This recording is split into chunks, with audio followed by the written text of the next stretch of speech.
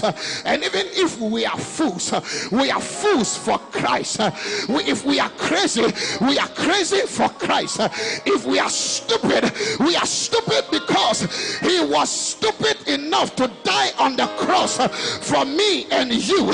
And if he died on the cross for me and you, we will die in his presence. We will die in his worship. We will die in his praise. We will die in preaching the word. We will die in saving souls. We will die with our money. We will sow our finances. We will sow our strength. We will sow our profession.